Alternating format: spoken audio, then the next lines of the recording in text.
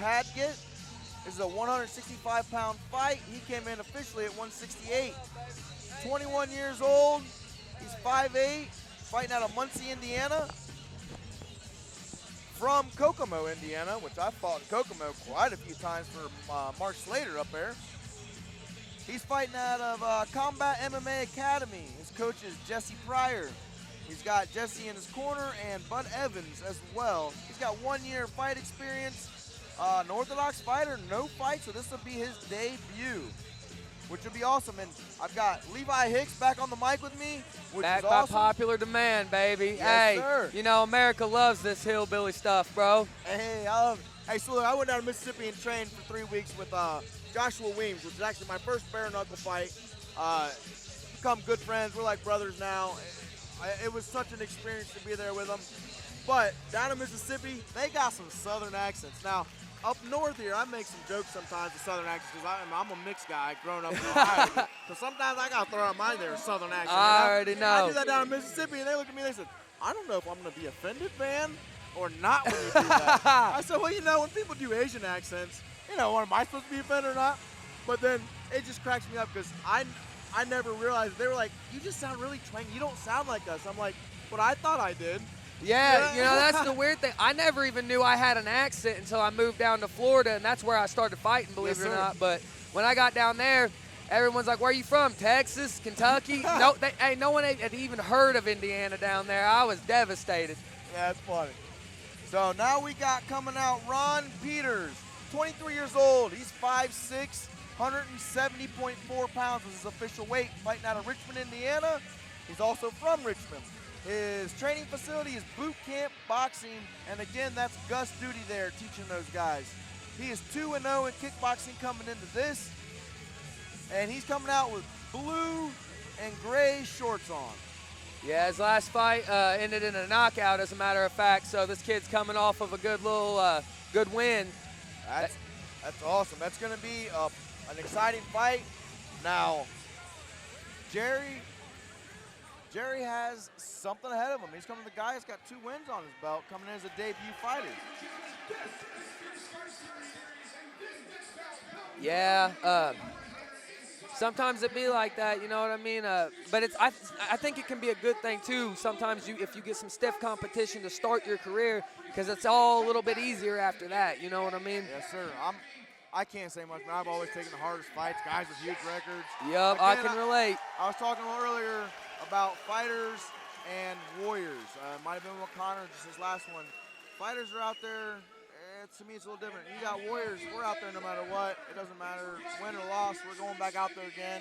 Absolutely. Take the hardest fights.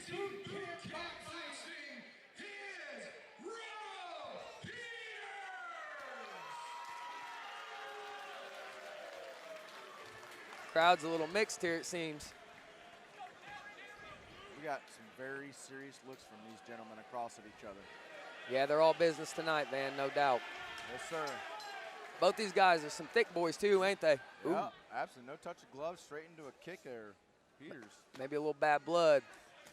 Ooh, Jerry coming with it heavy. And these guys are throwing heavy kicks, heavy leather. Yeah, but these guys with these bigger muscles, man, you got to kind of temper yourself a little bit. There's 3 rounds here. Yes, sir. Engage those twitch muscle groups and let that strength group just kind of hang out a little.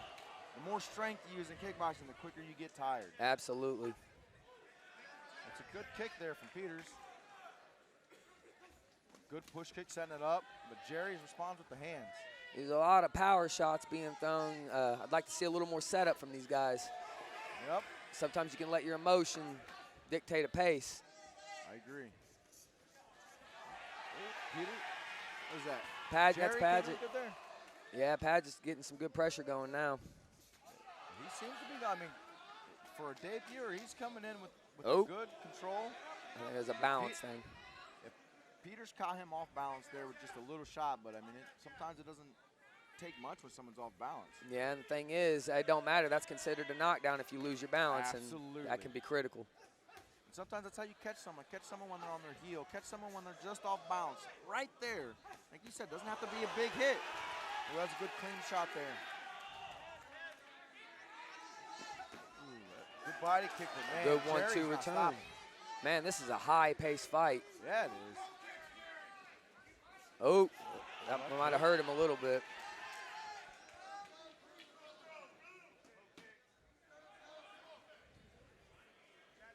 Oh. Oh, yeah. Right hand. And that's what we're talking about. Put him down. Now we got any kind. You called that one. Man, it's Oh, that I called bounce that a thing. slip, though. Now he's going to let it go as a slip. Yeah, Myron called it as a slip. Jerry doesn't seem happy with that, and he is trying to push Peters around. Yeah, I don't know if I agree with that call, but, you know, it's the ref's discretion. It's a good pace from both boys no matter how you cut it. Absolutely. I do agree with you. I think Jerry landed a good shot that put him down, and it wasn't a hard shot. It was just he was on his back heel trying to throw that front kick, and it knocked him backwards. Yeah. We got Casey Pope back out there for round 2 coming. And again, after the fights, make sure you go by Frickers for after the show drinks and food, and Henry County Glass and Mirror for all your windows and vehicle glass needs.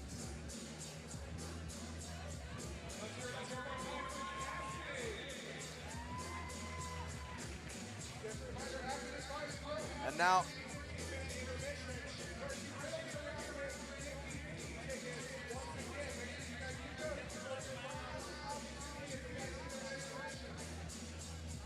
I would think that Peter's corners over here is telling him just to keep himself nice and settled and work an angle around Jerry when he comes in straight like that. You know, that way he can land that shot from an angle. Yeah, absolutely. Kickboxing, it's a high output sport. Defensive responsibility gets overlooked a little bit in this. You used perfect words, defensive responsibility. Both these, oh, the crowd's getting behind Jerry now. Yep, he's got a crowd here with him. It's important to show up and show out for your fighters, man. When they're selling tickets, they need you here. That's right. That little extra boost of confidence and strength you need sometimes. 100%, man. Your people's energy does transition right into you. But, hey, man, Ron's still in this. He ain't letting that get him back a bit. Nope. He was going in for the clinch and trying to really nullify those hands that Jerry's throwing like God, that. man, Jerry is so powerful, deceptively powerful, man. You can see there's a little more strength in his stuff. Peters has got to be very picky with where he's coming in at. I think the difference here is going to be the hit reactions. You see, every time he hits Ron here, Ron is getting moved back a lot more. And when Ron's connecting on Jerry, it's not moving him back nearly as much. I agree. Again, with you right there. Oh. Peters came in there, and Jerry caught him with that straight. It kind of settled him down for a second. I'd really like to see Ron settle down a little bit here and get his hands up a little bit more. I think he really needs to start using a leg kick to really deter Jerry from being able to settle and throw hard punches. Absolutely. Me and you were talking about that during that Tidwell fight, man. The leg kick is a critical part of any kickboxer skill set. I mean, when I'm in kickboxing or anything like that, I usually kick the leg 90% more than I kick anywhere else. And a lot of times I'm trying to do that to get guys' hands down. Absolutely. Oh, Peters looks like he's in a lost spot right now, and Jerry's coming after it. Yeah, Peters is tough as all get out, no doubt, but he's got to give something back if he wants to do something for the judges. Yes, sir. And we got our 10 seconds. Oh, big overhand. He stepped and reached real hard for that one so much that it slipped himself down to the ground.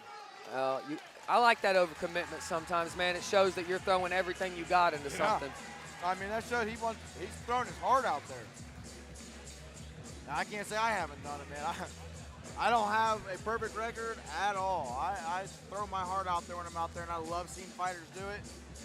Now, as I've gotten older, obviously throwing your heart out there with intelligence is where I'm trying to get. Absolutely. I tell people I'm bad with names because I've been hit too many times. Now I'm 40 years old. I'm trying to be more elusive. Yes, sir. Got to protect. You know, the game, we've learned so much about the health of fighters and how to protect and how important being defensive can be. Like, if you want to make this a long-term sport, you've got to be defensively responsible, man. There's no getting rid of it. You said it earlier, defensive responsibility. That is something that people really need to understand. It's a responsibility to yourself, right? Because if you want to be able to have offense, you got to have defense. Without a doubt. And I'm someone that just constantly punches, so I've had to learn as I've gotten older. Sometimes when people think I throw them and just punch, and I don't, that's how I catch them because they're so ready for me to hit them, and all of a sudden I move, and then I hit them. Absolutely. Guys like us willing to give one to get one. Get one to give one. Right? Padgett's right back to it, man. I mean, I made that mistake in my last fight. I got hit, A count, and I wanted that back so bad I let my ego get ahead of me. So Hey, intelligent. ooh, good straight from Padgett there. Yeah. I mean, he's coming in with it, man. As a debuter, I'm very impressed with his Ooh, performance. Ron with a There you 1-2 go, of his. Peter. Here we go. Yes, Now we got a fight on our hands now, Van. absolutely. Ooh, good side kick there. Now Peters has got some rounds to make up for. He really needs to get going in this round and hopefully get a knockdown. I got to be honest, man. I think he needs a finish to win this fight. But, I mean, he's going for it. You can't say he's not going for it. For what Myers saying earlier, if we get a draw, we get another round. If he can get a knockdown, he can get a draw, hopefully. That's kind of where I've been seeing when I heard that earlier in the rules meeting. That's what I kept thinking is all that guy's got to do is even that out so he gets that next chance. Yeah, you get that 10-8 round, it could be all the difference. We all wanted those bonus questions in school, right? Yes, sir. That's a bonus right there. And Ron's doing exactly what he needs to do to try to get that, man. That's the thing in this sport. You got to push every round. Every round is a new fight. Yes, sir.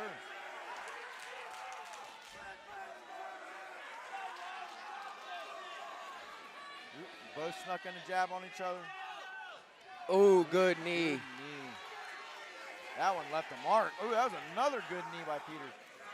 It looks like Jerry's losing a little steam and Peters is bringing it on. Yeah, that's one thing. Peters has been consistent in his output. You talked about those big muscles and putting a lot into it. We got 10 seconds though now. We got him right here in front of us, boy. You can feel the intensity off these boys. Peters wants it. Oh, he's got to set that shot up, man. Ah, what a fight. Yep. And the sportsmanship there, again, I love to see. Good pace by both guys.